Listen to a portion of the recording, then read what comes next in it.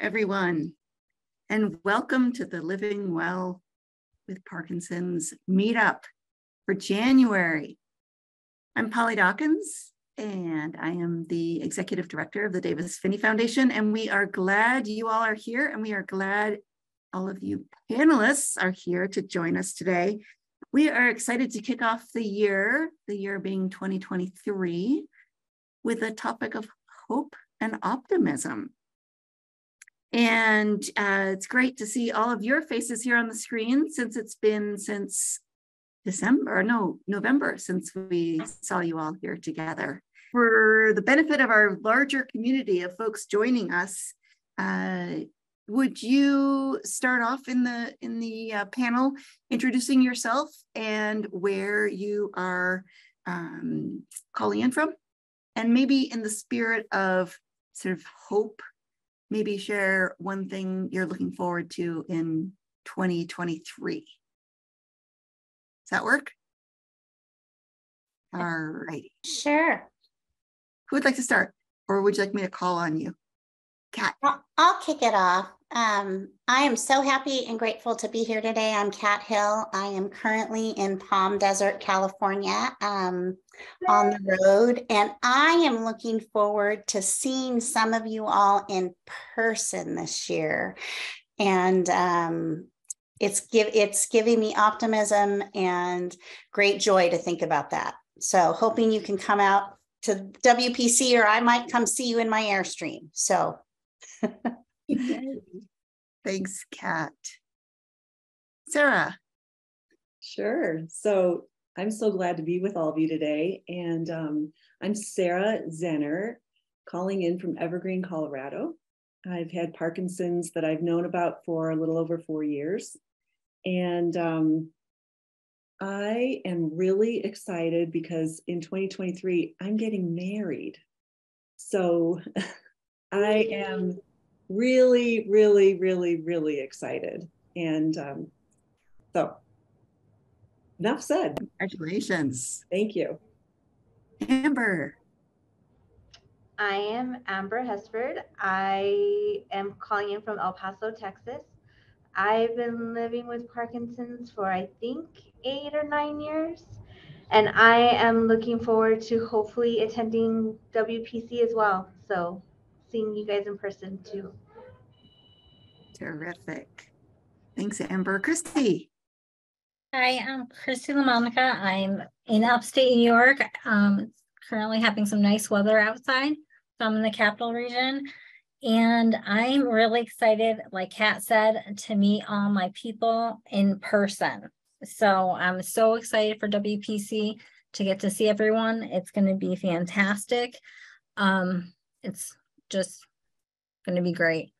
So wonderful. For those who are watching and they don't know the acronym WPC, World Parkinson's Congress, right? World Parkinson's Congress, exactly. That's happening in Barcelona this year. Exactly. In July. Kevin. In July. Kevin. Hi, everyone. Kevin Quagg dialing in from Boulder, Colorado. What am I excited for this year? Well, with the addition of Chinese New Year being Sunday, which I'm welcoming with all my family, what I'm excited about most is ski season. Skiing is not something that most Parkinson's people do, and I'll talk a little bit more about it, but I've been out this week and loving it. That's great. Hi, Heather. I'm amazed. I'm amazed that you're skiing, Kevin. So well, most people say I'm crazy. Yeah, you have to be a little crazy to manage this disease for as long as you have, as we have. And what I'm looking forward to is just seeing all my peeps. I want to see you walking and dancing and singing and at karaoke, whether that's the WPC or just in your own lives and sending pictures and sharing. Staying connected is keeping me afloat. So thanks. Yeah. Your rap song keeps us afloat too, Heather. Some shaky. Yeah. Awesome. Oh, I haven't seen that. Is that new? Oh, it's fantastic. I can't get it out of my head. I'm slim, shaky. Yes. Stand up even when I feel achy. Achy. Love it. I love it. Don't get us started. Maybe we could have Heather, if you'd like, as we close out, maybe you could just do a little cameo for us, if you feel like. It was written by a great film producer called Sequoia Lowe. He's phenomenal. So I can't take any credit, but I'll be happy to do a little. But maybe you could perform a little bit for us. Sure. I'll share it. Awesome. Hi, Brian. Hi. Well, I got my teacher laughter yoga certification last week, so I'm looking forward to now teaching classes and doing stuff online, I guess, but more so in person. And I have a proposal I haven't heard yet if it's accepted to do a renewal room at the World Parkinson's Congress. So I'm really hoping that comes through. But yeah, I'm really looking forward to just getting out and traveling more too. Wonderful. Sree. Hiya.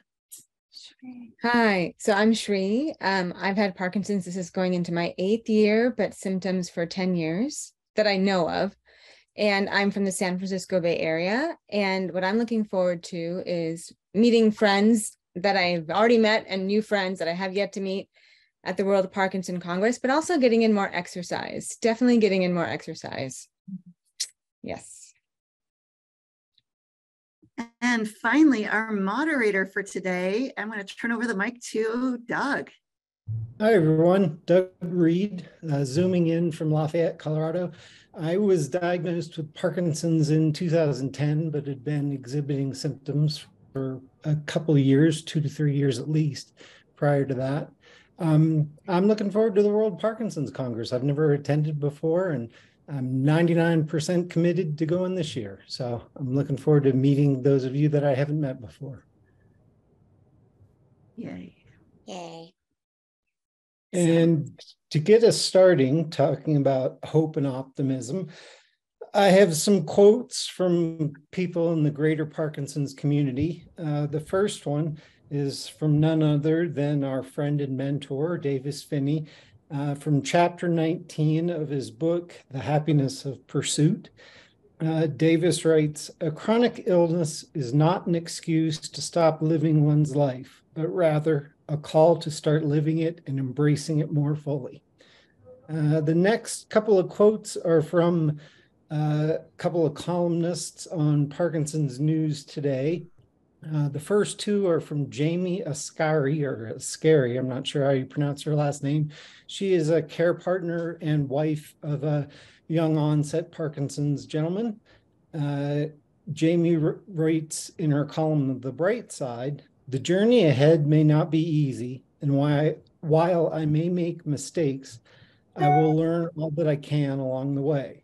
And she ended that column, towards the end of it, she wrote, "I will remain realistically optimistic as I search for the bright side of everything."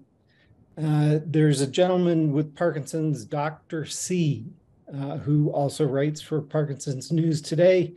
And he wrote, "We are not entitled to a good life without suffering. Instead, we must create that for ourselves."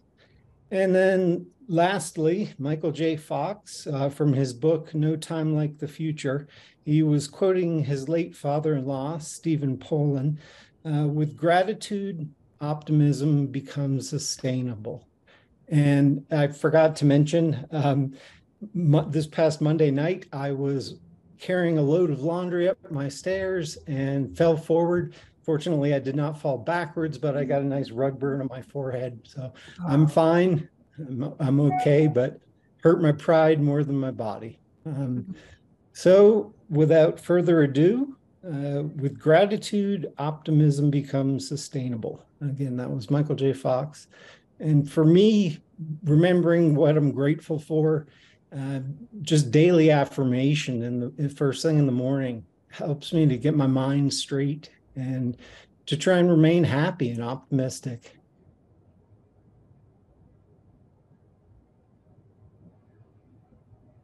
I think that's really powerful, Doug. I think when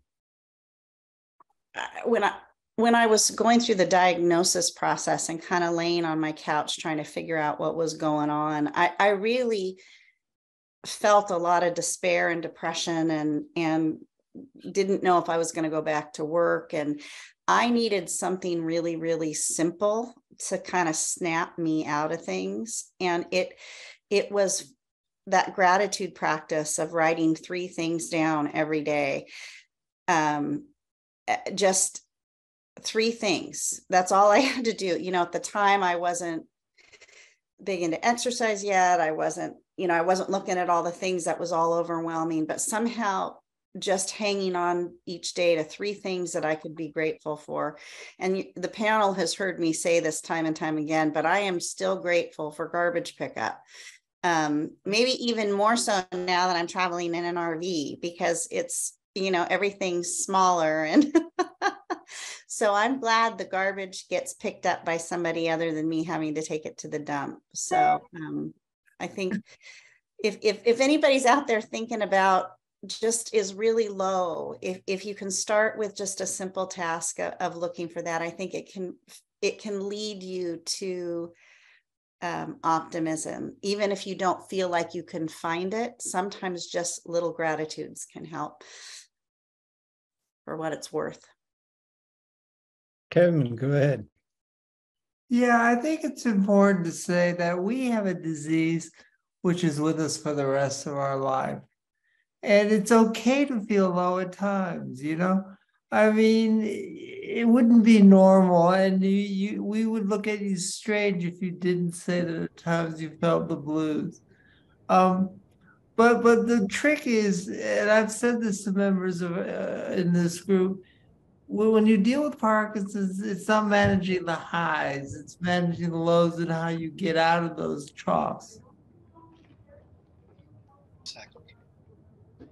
So I guess I just ask the other council members here that while we're trying to be very optimistic, balancing with the knowledge that we all have this, so that people don't feel left out if they're in sort of that trough.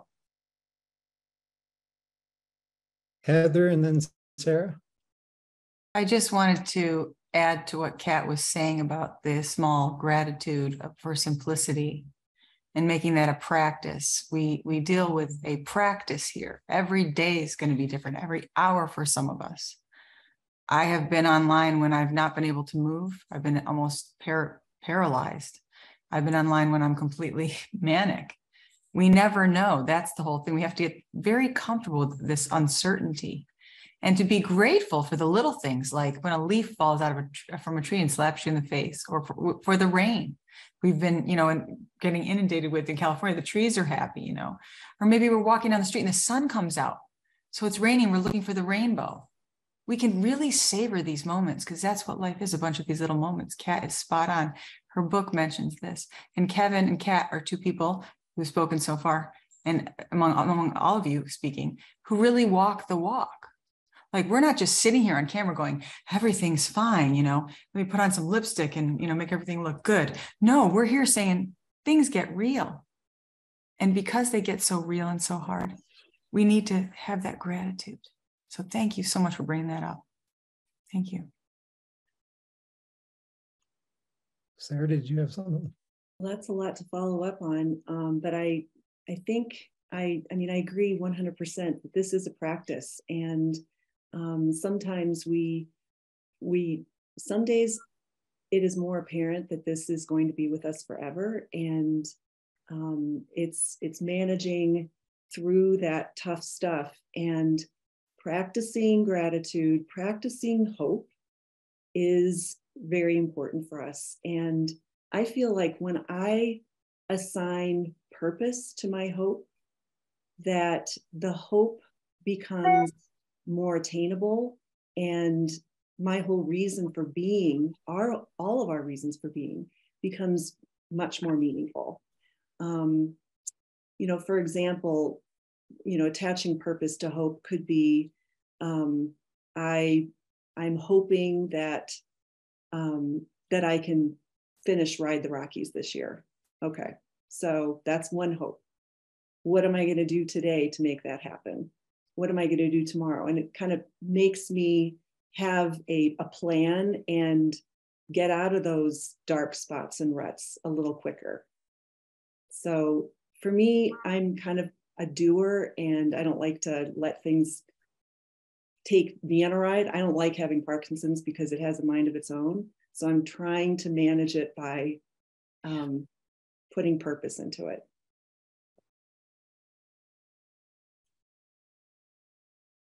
Amber? I think one of the things that helps me the most is having something to look forward to. And I mean, it can be the smallest of things. It can be looking forward to a nap after work, or looking forward to going to the movies, looking forward to the World Parkinson's Congress. As long as there's always something to look forward to, it really helps me get out of those ruts. You know, yes, I'm having a bad day today, but tomorrow will be better.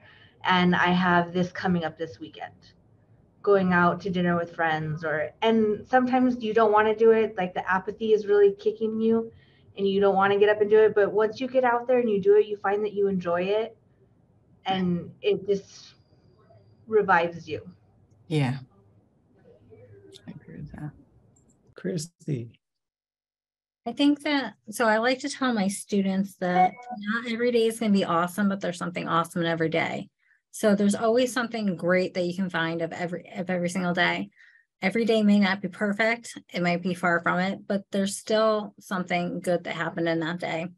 And also, I think that by calling a day a bad day, you're giving it power. So if you just call it a day, so I'll say to my husband, I'm having a day. I'm not going to quantify it. I'm not going to qualify it. I'm not going to do that, because then that's going to put me into a bad day for a few days. So it's just a day.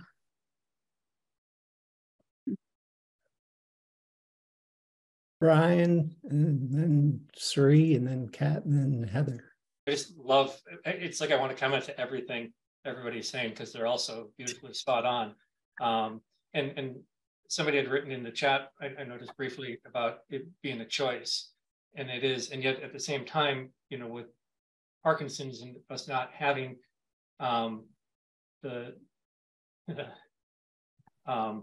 what's that thing that we can't make anymore in our brain? Dopamine. Dopamine. Thank you. When I forget the main words. But when we don't have the dopamine, so it's a little harder sometimes to get that positive up.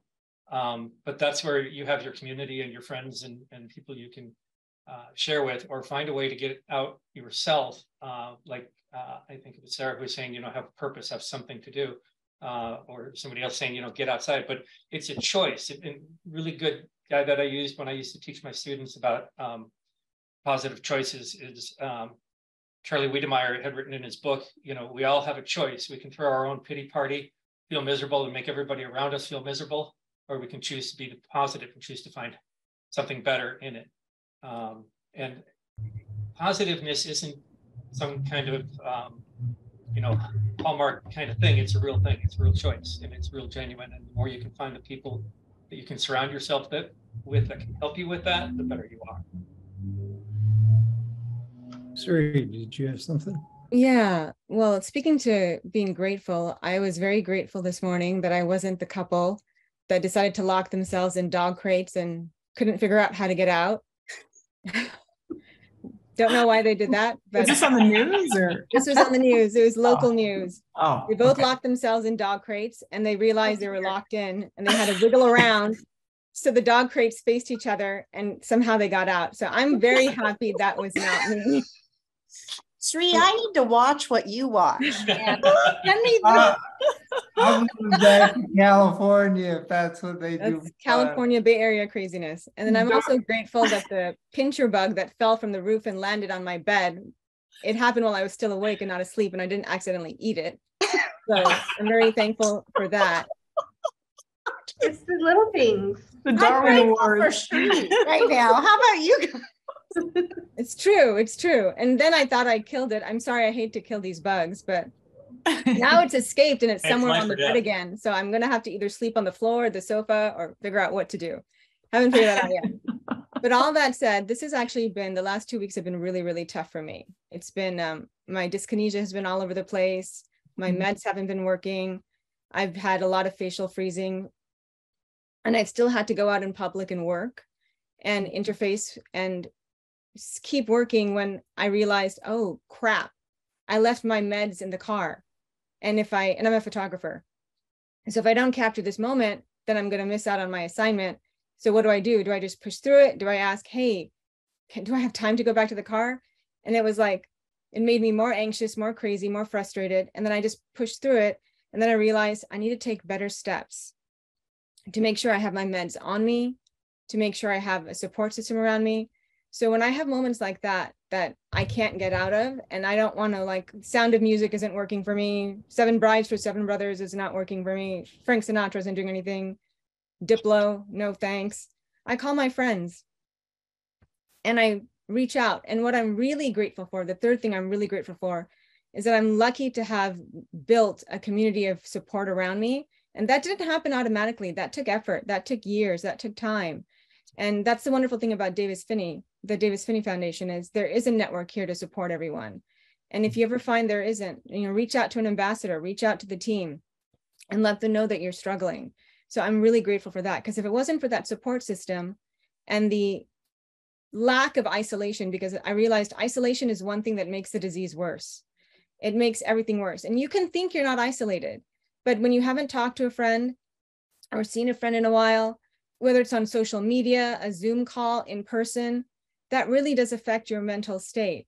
So even if you're someone who doesn't like to socialize a lot, I think, you know yourself best, but some socialization is needed to just touch somebody, touch a voice, touch a person. And I think that really helps with this disease in particular.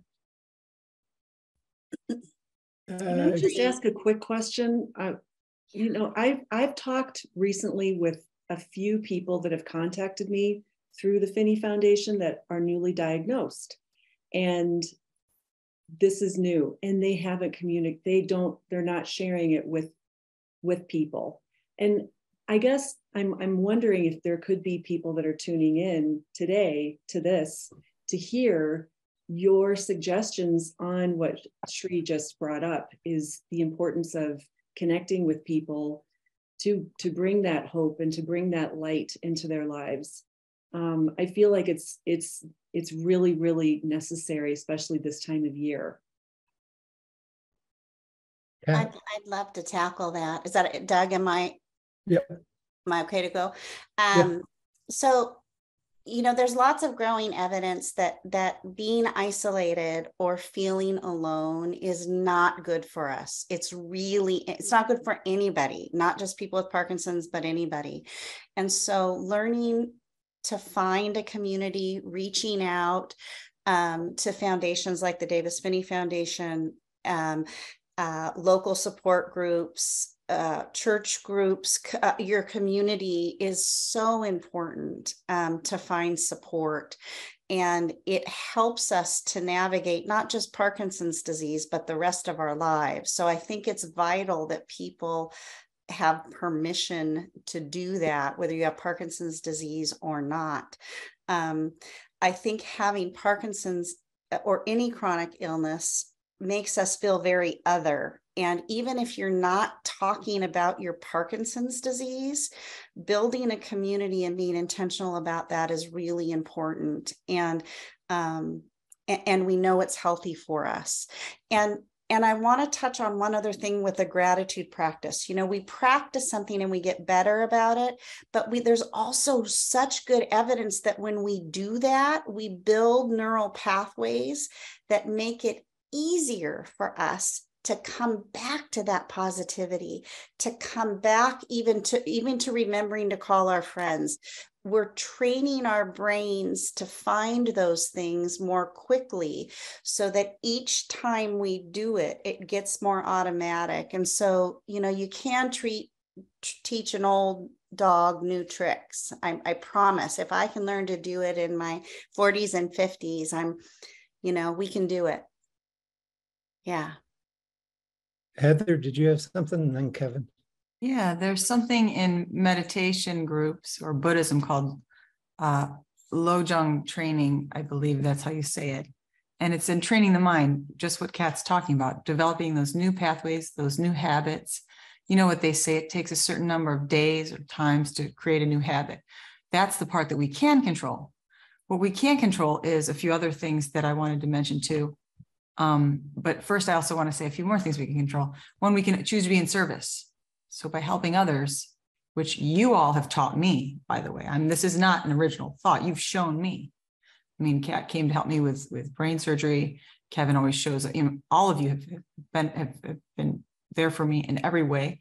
And we take turns carrying each other.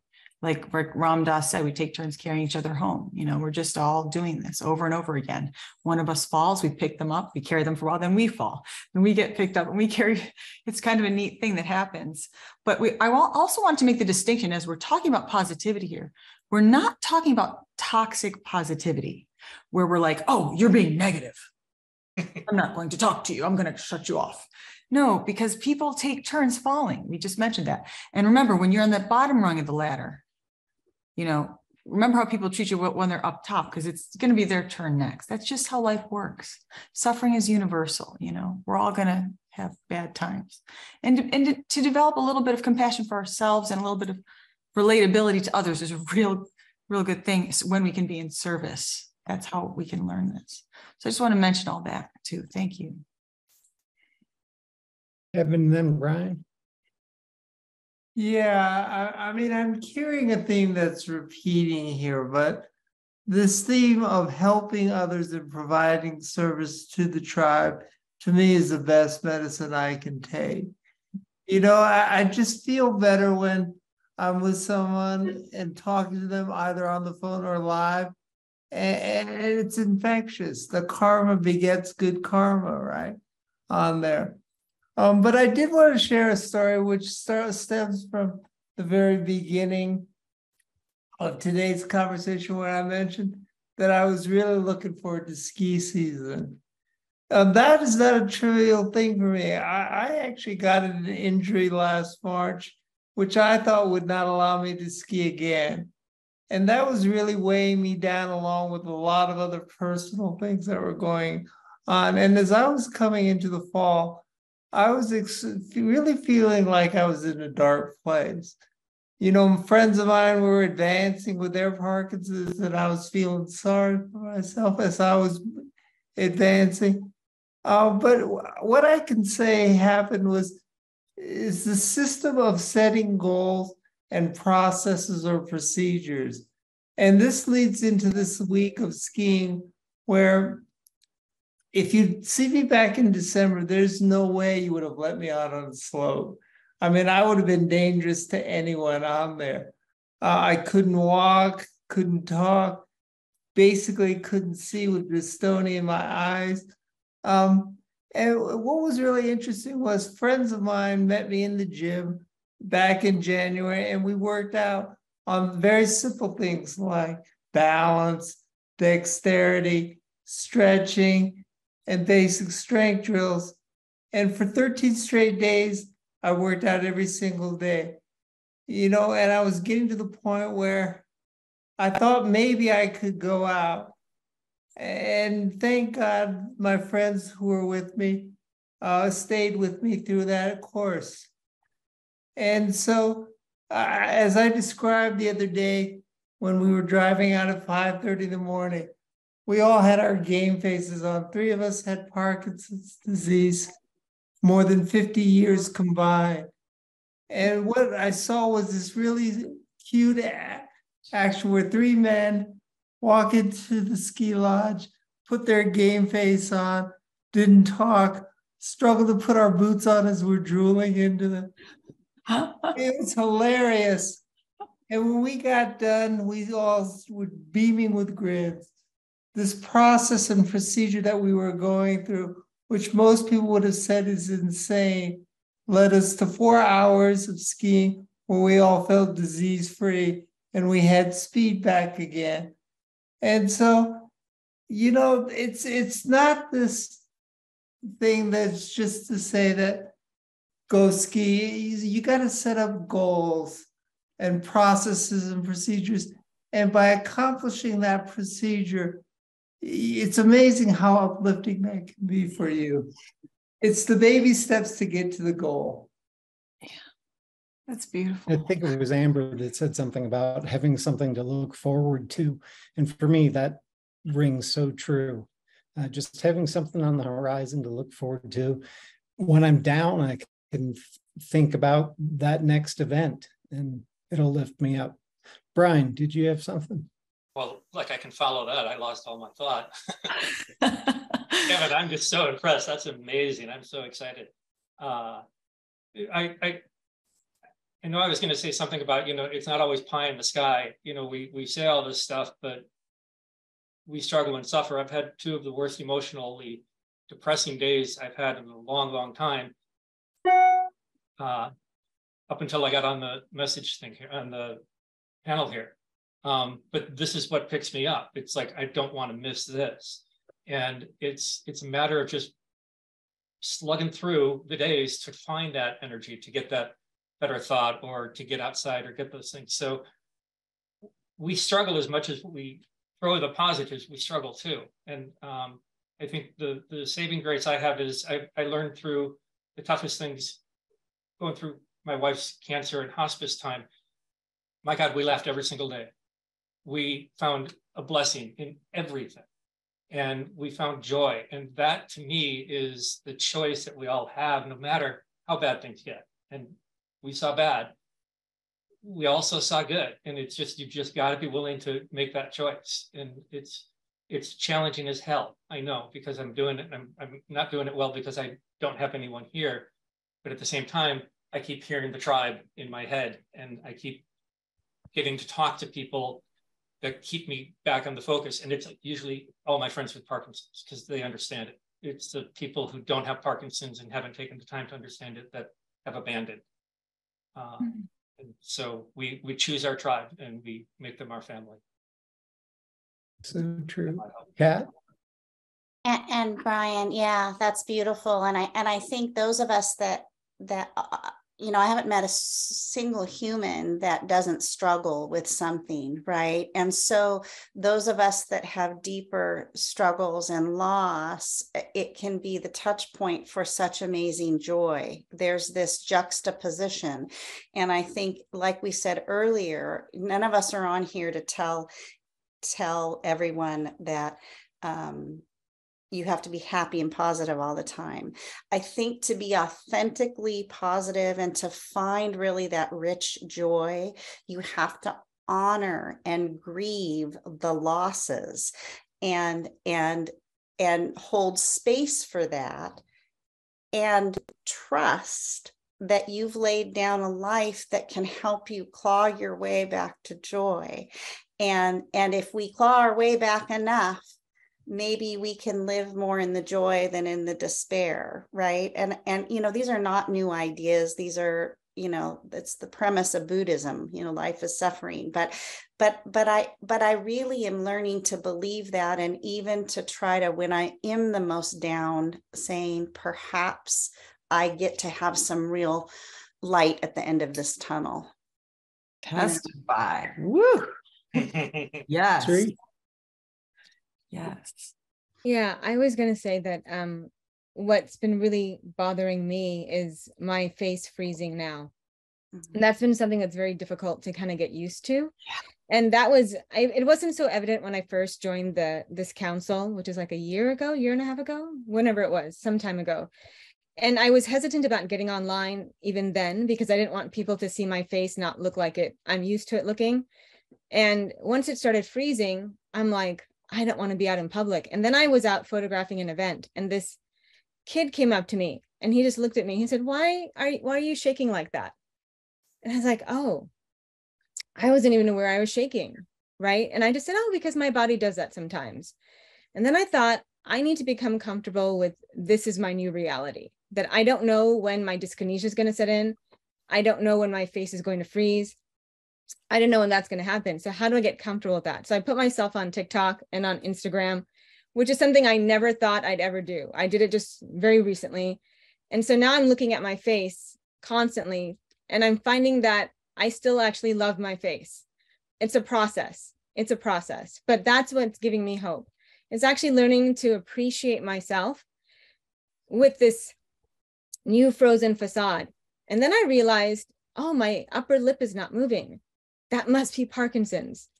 And then I looked back at old videos and I'm like, oh shit, my upper lip never moved. This is terrible.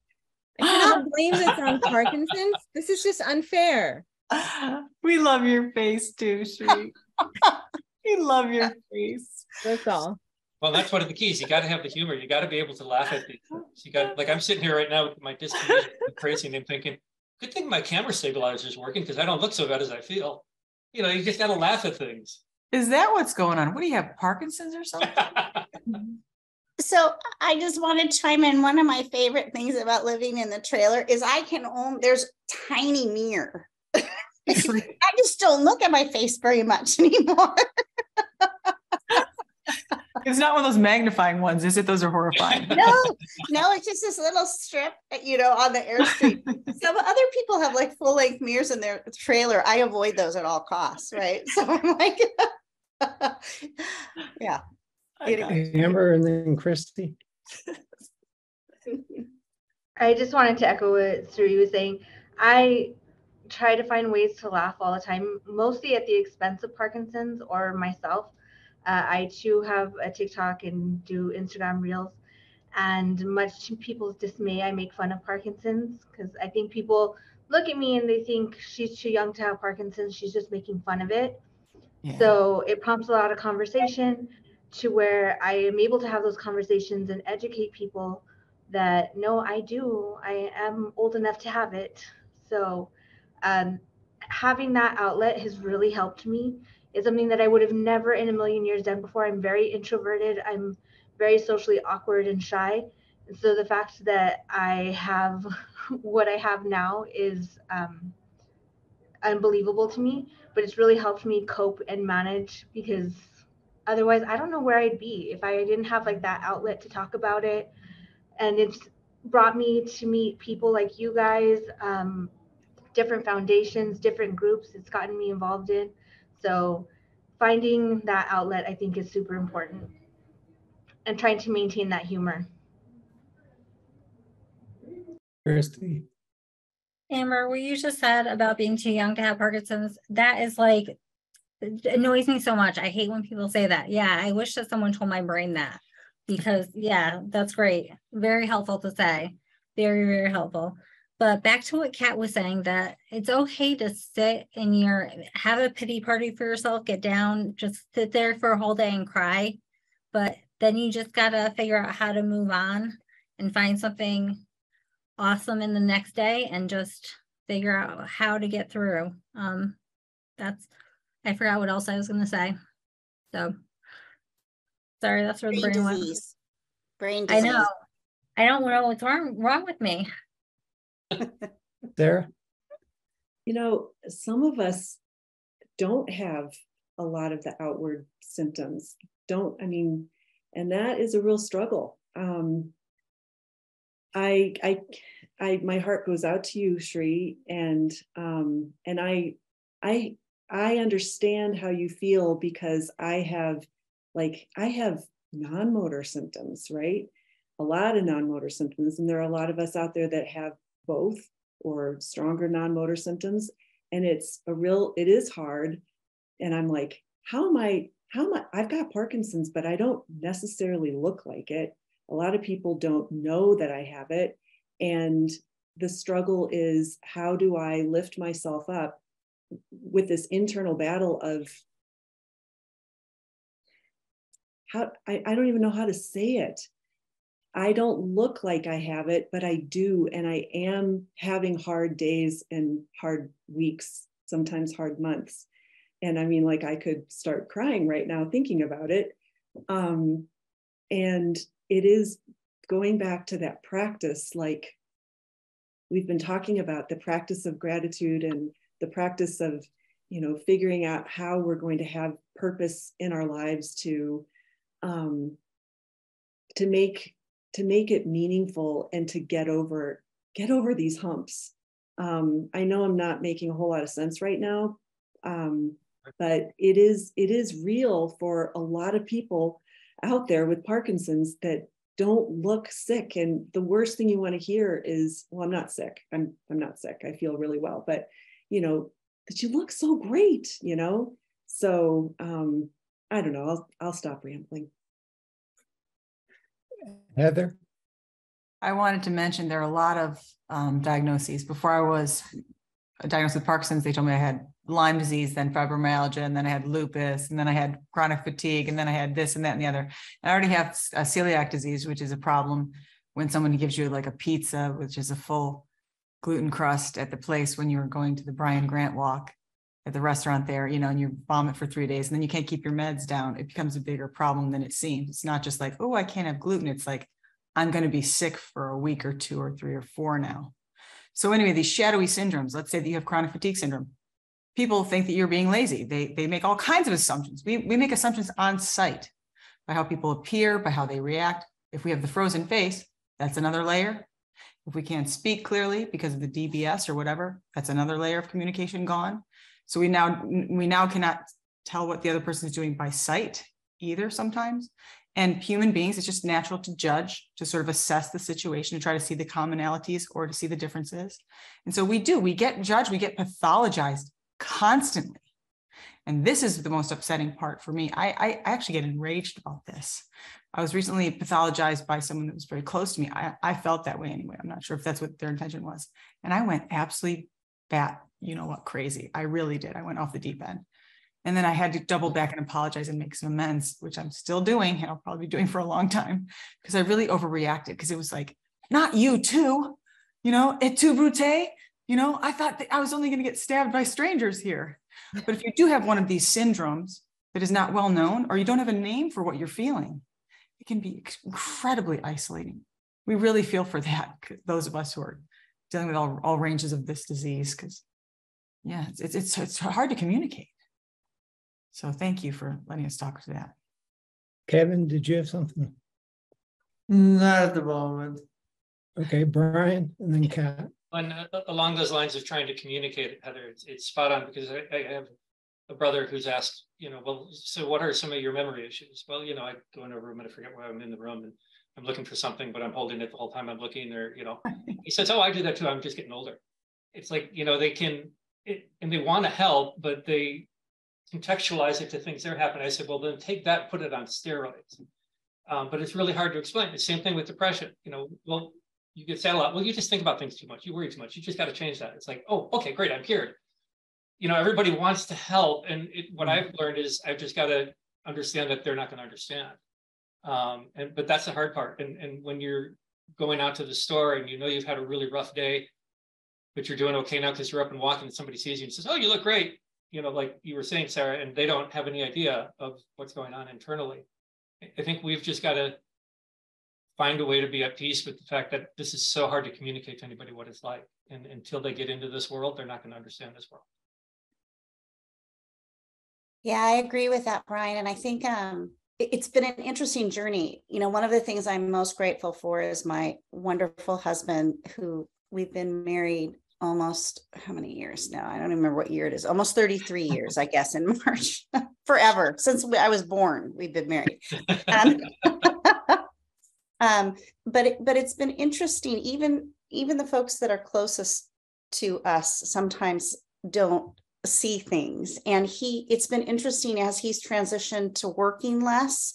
Now that we're traveling, it's been interesting to hear his perspective on my Parkinson's disease. He's realizing that it has had more impact than he realized. And part of what I realized that I have done is tried to schedule my on times around his off times, right? His off work time. And so it's interesting to see it through his reflection.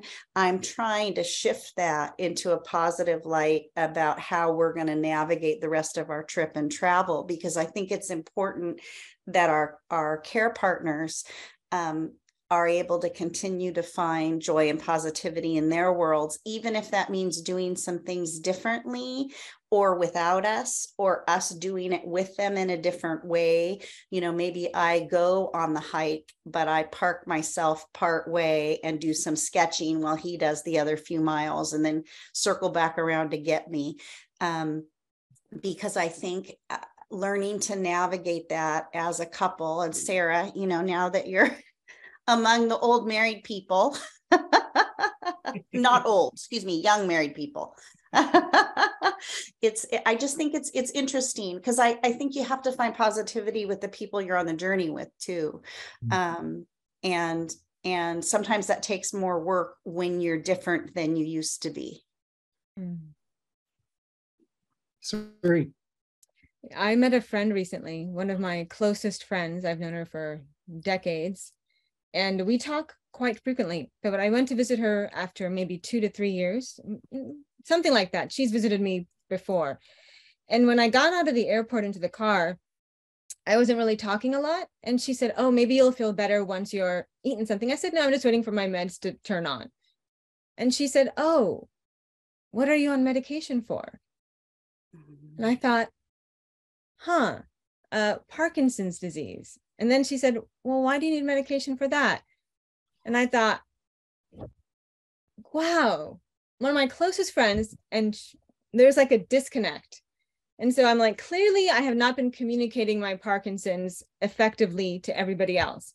And maybe like Kat was doing, with my friends, I'm only talking to them when I'm on or when I'm fully functioning, because I try to hide. You want to hide when you have facial freezing, tremors, whatever, and you want to cuddle up in your bed and stay away from society. But that's actually, and sometimes that is okay. Sometimes that is fine. But a lot of the times it's one of the worst things you can do, because that's when you want people to come around you.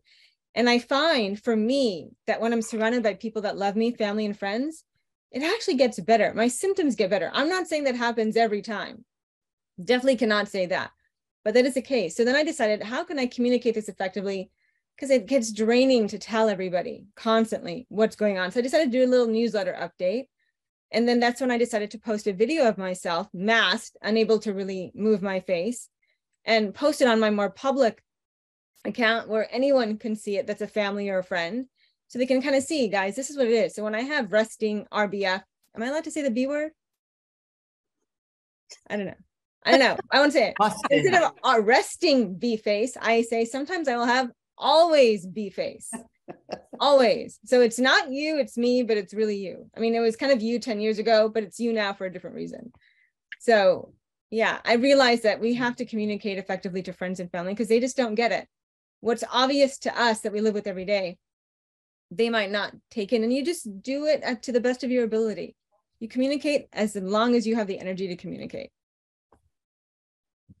It's important that we don't give up on our family and friends.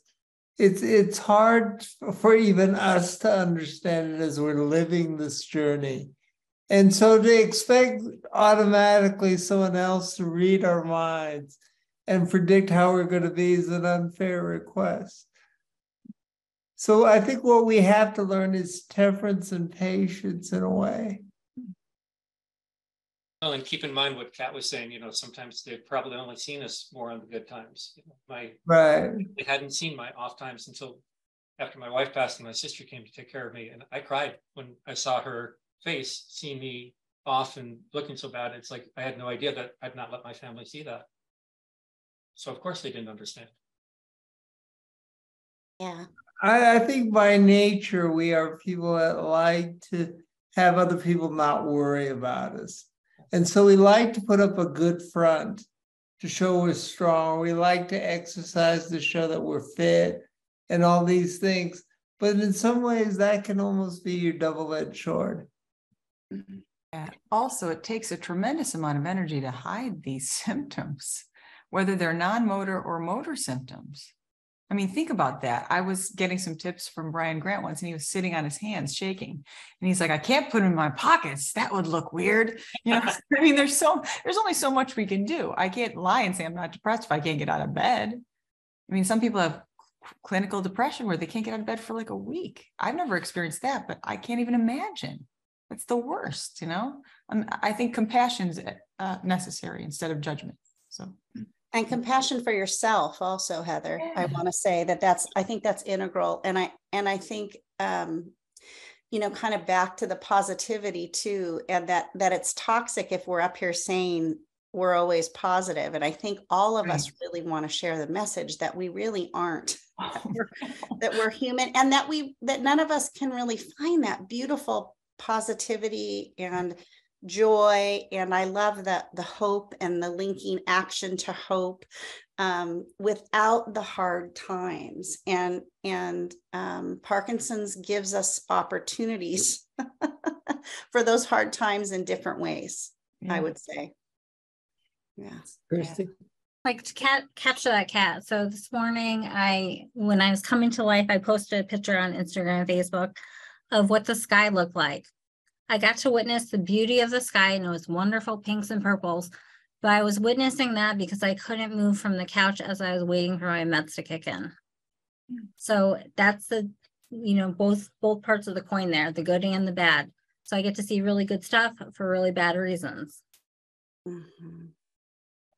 Yeah. Years ago, when my daughter was probably 5 or 6, I was at an event. I think it was one of her friends' birthday parties, and I was feeling self-conscious about my dyskinesia and my tremor. And one of my daughter's friends came up and said, "What's the matter with you?"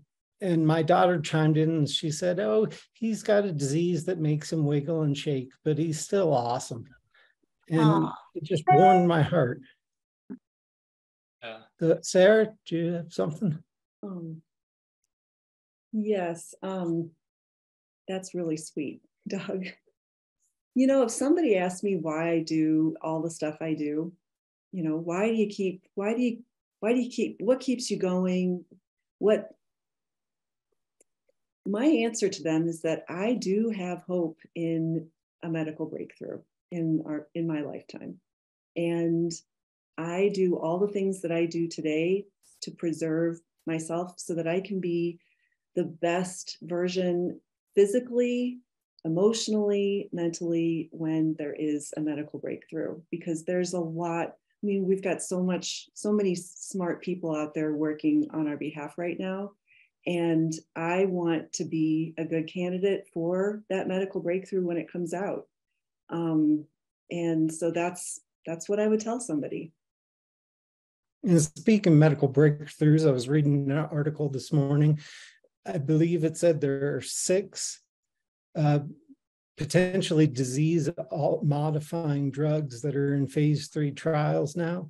So that's something to be optimistic about. There's the vibrating gloves. If people haven't seen that, maybe Sam can put something in the chat. But it's Stanford University vibrating gloves. Vibrating gloves. Wait, what kind of a panel is this? Oh, sorry. You're thinking Brian Grant again. Something. Or something. And I'd like to tag on that. I think that we all have the opportunity with this illness to slow down and be more present with ourselves in the moment. Be well today, find joy today, try to find positivity today, and hope that tomorrow that there's an answer to some of the physical challenges for sure. But I do think that I work really hard to not wait to do what I want to do today in the hope of a cure tomorrow, because I think that sometimes is sort of like that delayed. Yeah, exactly. Take your meds right now, Heather, but I try to not, because for a while raising a child with a chronic illness, he would get really invested in the cure. And I don't want to put stuff off just once I get better. I'm trying to accept myself as maybe I'm the best today that I'm ever going to be. Although I would beg to differ, because I really wanted to get mascara on before the panel and I didn't bring it. So I really tried. So I'm so sorry that my eyelashes are weak. Got extra for you. Tammy Faye Baker was here. I just had one last thing to say. And learn from my experience, never do this on your own. Do not drive in the rain, listening to rage music and eating peanut brittle at the same time. Not a good idea, guys. Not a good idea. Where do you live? I'm staying off that road. Nothing happened, but someone could happen. To rap. Put yourself in the dog crate. Yeah. Stay out of dog crates. Aren't you glad you tuned in here with us today? Vibrating gloves and dog crates. What's going on over here? Kevin. What a great way to bring our hour to a close on laughter and levity. Doug, did you have some closing comments, or would you like me to wrap up? You can take the reins. All right. Thank you all. You have added so much joy to my day today. I love seeing your faces and the comments from our community and laughing with you all and listening to your experiences. Thank you for sharing them. And I too can't wait to see you all at WPC in July. For those of you watching, we will be back here in a month's time. And in the meantime, we will share this recording and the show notes and the transcripts and any links that we shared. Also, if you have questions or you'd like to be connected to the community, I know some of you are saying, how do you get connected? Reach out to us, to one of the ambassadors at the Davis Phinney Foundation. Many of the faces here are ambassadors for the foundation, or write to us at blog@dpf.org and we will respond to you.